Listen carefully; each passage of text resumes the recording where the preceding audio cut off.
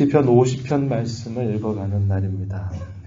대부분의 시편들은 성도가 하나님 앞에 드리는 기도, 또 그 안에 찬송 혹은 고백의 내용들을 담고 있는데 우리가 읽은 이 50편의 내용은 약간 성격이 다릅니다.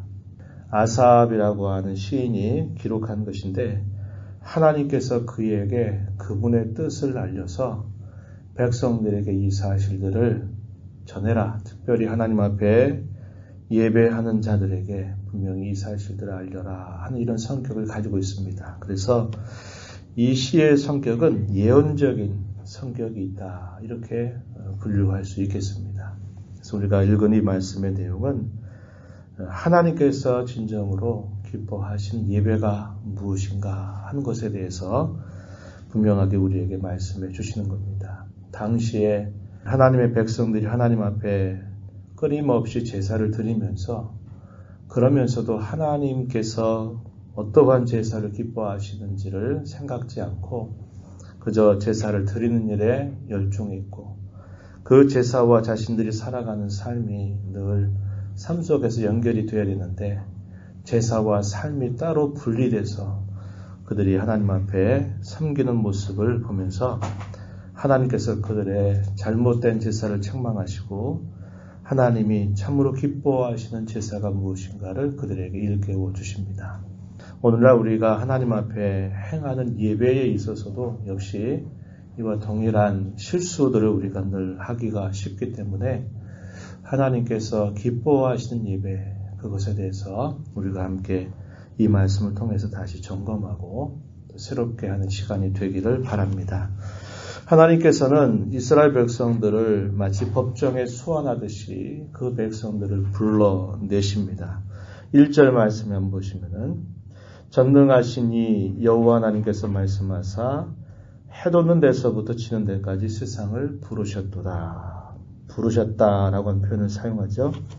그리고 3절 가서 보면은 우리 하나님이 오사 잠잠하지 아니하신다. 그 앞에는 삼키는 불이 있다. 그 사방에는 광풍이 분다. 이렇게 이야기합니다. 이렇게 하나님께서 부르시고 그 부르시는 하나님이 위엄을 가지고 계시다. 이렇게 소개하시면서 그 하나님이 무엇을 하시려는가 설명합니다. 4절에 보면 자기의 백성을 판결하시려고 위 하늘 아래 땅에 선포하여 이르신다. 이렇게 표현합니다. 하나님이 누구시냐 그리고 그 백성은 누구이냐라는 정체성을 알려주는데요. 이어지는 말씀 보세요. 5절에 나의 성도들을 내 앞에 모으라. 그들은 제사로 나와 언약한 이들이다. 이렇게 말씀하십니다. 이스라엘 백성들은 어떤 사람들이냐? 그들은 제사로 하나님과 언약한 이들이다. 이것은 모세의 언약과 관계된 표현이기도 하면서 그들이 하나님 앞에 행하는 가장 중요한 본분, 그것이 바로 하나님 앞에 제사를 드리는 것이다. 이 사실을 알려줍니다. 그래서 이 제사를 빼놓고는 그들이 누구인가를 말할 수 없는 겁니다.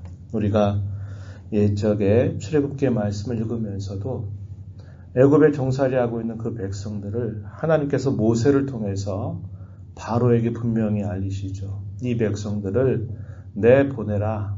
무엇하려고? 하나님 앞에 제사를 드리게 하려고, 하나님을 예배하게 하려고 하니 이 백성들을 내보내라. 분명하게 이방인 군주 앞에서도 그 백성들을 건져내시는 뜻을 분명하게 알려주셨습니다. 그래서 그 백성들은 어떤 백성이냐? 하나님 앞에 예배하는 백성. 구약시대에 이걸 제사라고도 표현했어요. 하나님께 제사를 드리는 백성이라고 하는 정체성을 분명히 알려주셨습니다. 그리고 그 하나님은 이 백성들을 부르실 때 어떤 모습을 알리시느냐? 6절에 보면 하늘이 그의 공의를 선포하리니 하나님 그는 심판장이심이로다. 하나님이 왜 그 백성들을 부르시느냐? 제사로 언약한 그 백성들을 불러서 그들을 판결하시겠다. 그들에 대한 심판장으로 그들을 불러내시는 것이 표현되어 있다는 겁니다. 왜 그 백성들을 마치 법정에 불러들이듯이 이렇게 하시는가? 그 백성들이 드리는 제사에 큰 문제가 있다는 것을 하나님께서 알려주시려고 하시는 것입니다. 7절에 내 백성아 들을지어다 내가 말하리라. 이스라엘아 내가 내게 증언하리라. 나는 하나님 곧 내 하나님이라. 이렇게 알리십니다. 내게 증언하리라. 1번 표시가 되어 있어요. 밑에 가서 말하면 뭐라고 표현되어 있습니까? 너를 대적해서 증언하겠다. 너의 잘못된 행실에 대해서 내가 그분에 분명히 이야기하겠다라고 말씀을 하십니다. 그러면서 그들이 예배하는 일에 있어서 혹은 제사를 드리는 일에 있어서 하나님이 무엇을 그들에게 지적하시느냐. 그들은 제사 자체에 마음을 기울이고 그 제사의 제물에 마음을 기울이는 듯 하지만 하나님께서 정말 원하시는 것, 이 제물보다 더 중요한 것이 있다. 이렇게 이야기합니다. 그것은 제사를 드리는 사람들의 마음과 그들의 삶의 태도, 이것을 하나님은 더 중하게 보신다. 이겁니다. 삶은 하나님이 원하시는 삶과 완전히 반대되는 삶을 살아가고 있으면서 그저 하나님 앞에 제물을 잘 가져와서 그 제사만 잘 드린다 한들 하나님이 그 제사를 받으실 수 없다는 사실을 분명하게 알려주고 계십니다. 그래서 8절에 보면 내가 내 제물 때문에 너를 책망하지는 아니하겠다. 내가 너희를 말하는 것은 제물 가지고 하는 말이 아니다. 이렇게 이야기합니다. 이렇게 말씀하시는 데에는 당시 고대 근동의 이방 제사와 다르다는 것을 이야기합니다. 이방 제사자들은 정성을 들이면 됩니다. 왜냐? 그들은 살아있는 신들이 아니기 때문에 그래요. 그리고 거기엔 항상 먹을거리들을 항상 귀하게 여기는 겁니다. 그 신이 그걸 먹고서 우리가 원하는 것을 들어주기를 항상 기대하는 게 있는 겁니다. 그렇기 때문에 거기에 온갖 정성을 기울이는 거예요. 그러면 된다 생각했습니다. 그러나 이스라엘 백성들의 하나님은 살아계신 하나님이시고 인격적인 하나님이십니다. 그분이 사람에게 인격을 창조해 주신 분이죠. 어떠한 태도와 자세와 마음을 가지고 하나님 앞에 제사를 드리느냐 하는 것을 중요하게 보신다 이 말입니다. 내가 그저 먹을거리 받으려고 내가 그런 것 귀하게 여기겠느냐? 거기에 있는 거 아니다. 하나님은 천지와 만물의 소유권자다.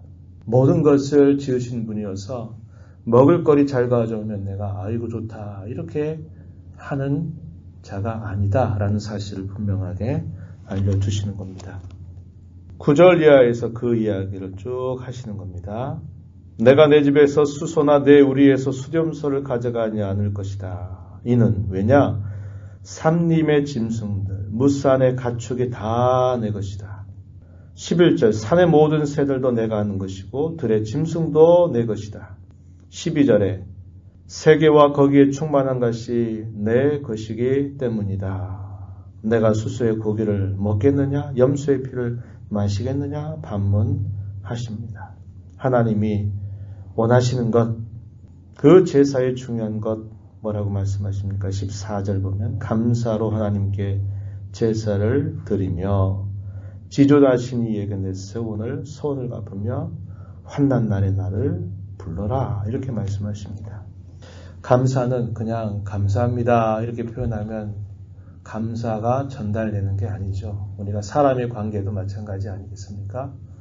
표정이나 여러 상황들을 봤을 때 감사한 게 없어요. 감사하지 않은데 감사합니다 이렇게 말하면 그걸 듣고 아유 감사하는구나 기분 좋다 이렇게 여기지 않습니다.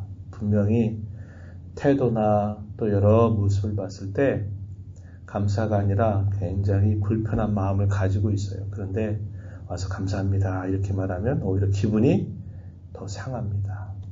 나를 지금 모독하냐, 나를 너 무시하냐, 나를 너 멸시하냐 이런 마음을 갖고 더 기분이 나쁜 거예요.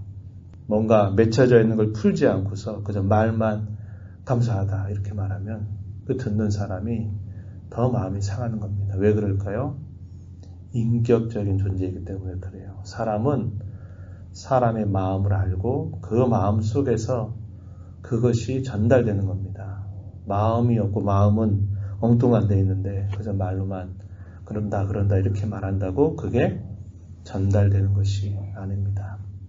하물며 모든 인격을 창조하시고 사람 마음의 무게를 재어보시는 하나님 앞에 그저 감사합니다. 이렇게 한다고 해서 그것이 전달되는 것이 아닙니다. 여기서 감사로 제사를 드린다 하는 말은 마음 깊은 곳으로부터 하나님이 자신들에게 베풀어 주신 크고 귀한 은혜가 무엇인지, 그 구원의 손길이 무엇인지, 하나님이 어떠한 일들을 행해 주셨는지에 대한 마음 깊은 곳으로부터의 감사입니다.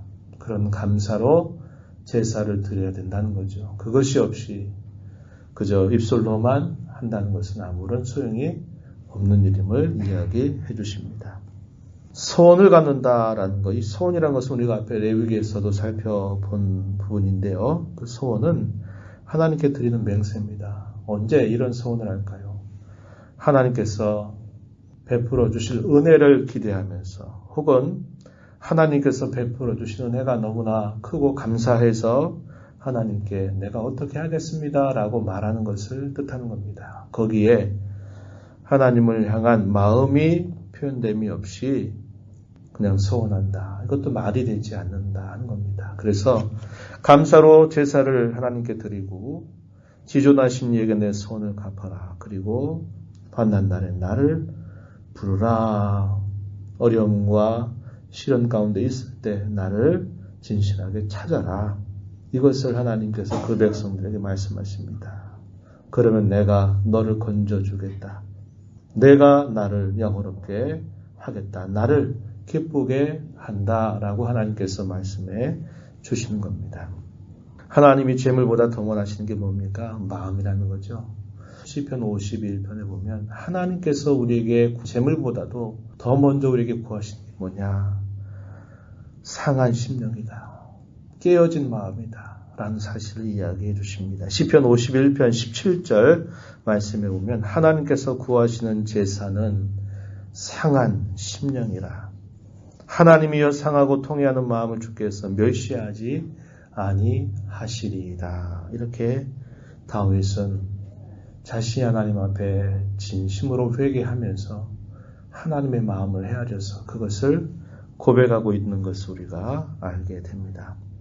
제사는 내가 얼마나 그 제사 자체에 공을 들이고 또 그것을 얼마나 많이 행하느냐라고 하는 양의 문제보다도 제사는 믿음이 중요하고 그 믿음을 갖는 그 제사자의 마음이 중요하다라는 것을 우리는 이걸 통해서 배웁니다. 형식을 무시해서는 안 되지만 형식이면 된다라고 말하는 것을 하나님 결코 기뻐하지 않으시는 겁니다. 그래서 주일날 제가 기도할 때 그 표현을 많이 사용하죠. 예배의 요소에만 참여하지 말고 그 예배 가운데 우리 중심이 하나님 앞에 온전히 향한 예배가 되게 해달라고. 그저 예배 순서에 나를 맡겨서는 안 되고 예배를 하는 그 요소마다 하나님 앞에서 우리 마음을 집중해서 믿음으로 하나님 앞에 행해야 된다는 겁니다. 찬송도 마찬가지요. 기도도 마찬가지요. 우리가 하나님 앞에 드리는 헌금도 마찬가지고 우리가 하나님 앞에서 행하는 봉사도 역시 마찬가지라고 하는 겁니다. 그래서 그것을 분명하게 지적하고 있다라는 것을 우리가 살펴보게 되고요. 또 하나 그들의 문제는 뭐냐. 그들이 제사를 드리고 난 다음에 아무게 달라진 게 없어요. 이게 무슨 말이냐. 제사를 드리고 나면 그 드린 것과 합당하게 그들의 삶이 바뀌어야 됩니다. 그런데 아무것도 안 바뀌어요. 그건 뭐냐? 제사 드리면 됐다. 이젠 됐다라고 말하고 제사와 자신의 삶이 아무런 관련 없이 살아가는 것을 하나님이 얼마나 미워하시는가 하는 것을 우리에게 이야기해 주는 겁니다. 우리도 그럴 수 있는 거죠. 하나님 앞에 주일날이든 아니면 우리가 하나님 앞에 공적으로 모여 예배하는 예배를 드리고 나서 예배를 마치고 난 다음에 달라진 게 아무것도 없어요. 똑같이 살아가요. 하나님 앞에 죄에 대해서 잘못했다고 말하고 하나님 앞에 용서해달라고 말하고 다시는 안 그러겠다고 결심을 하나님 앞에 표현해놓고 예배 마치고 나면 다 끝났다.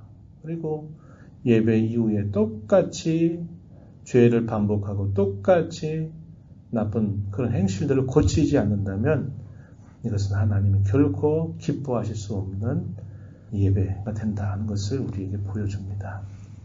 그러한 자들을 두고 하나님 뭐라고 말씀하시느냐. 악인이다 이렇게 부르셔요. 16절 가서 한번 보시기 바랍니다. 16절에 보면 이렇게 말해요. 악인에게는 하나님이 이르시되 누구를 악인이라고 말하느냐. 하나님을 모르는 자. 하나님을 섬기지 않는 자를 말하는 게 아니라 지금 누구에게 이 말씀을 전합니까? 이스라엘 백성들에게. 제사로 언약한 그 백성들에게 하나님 말씀하신데 악인이라고 부르는 겁니다. 왜 악인이라고 부르시는가? 제사 후에 그들의 삶은 하나도 달라진 게 없기 때문에 그들을 두고 악인이다 이렇게 표현합니다.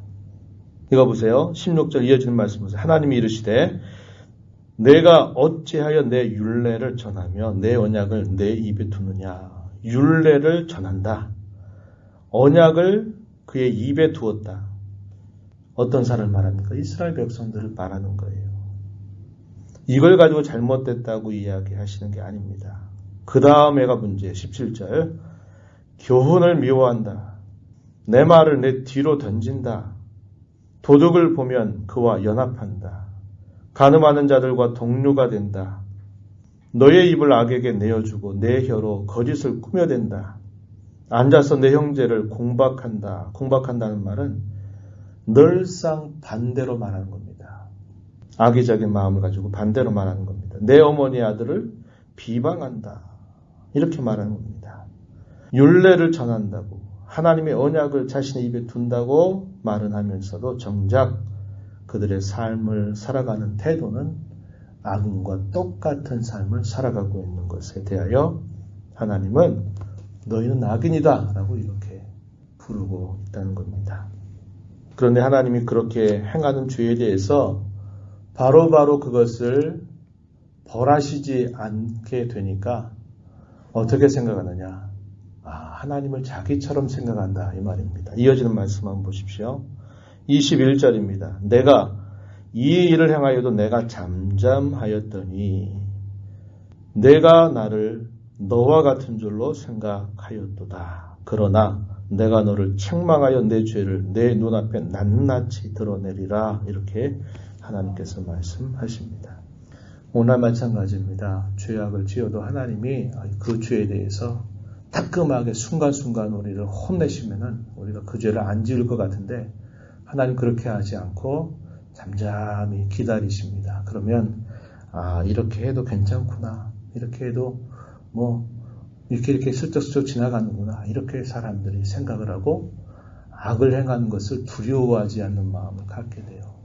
하나님께서 우리가 하나님 앞에 예배했다고 해서 그 예배가 하나님 보시기에 잘못된 예배가 잘못된 예배 했다고 하나님이 바로바로 우리를 건드시지 않으세요.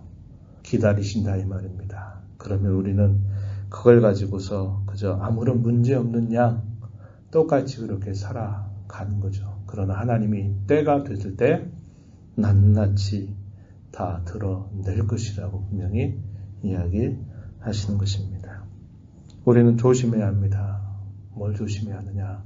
주일날 하나님 앞에 예배를 하고 성도들과 교제하고 6일 동안의 삶을 살아갈 때 똑같은 삶, 똑같은 생각, 똑같은 말 그대로 살면서 아무렇지 않게 한다. 그럼 그 예배는 병들어가고 그 신앙은 병들어가게 되는 겁니다. 그리고서 어느 순간이 되면 완전히 감각이 없어져요. 무뎌집니다. 분별력이 없어집니다. 깨닫지 못합니다. 자기는 신앙생활 잘한다고 생각합니다. 그러나 하나님 보시기에는 아닌 거예요.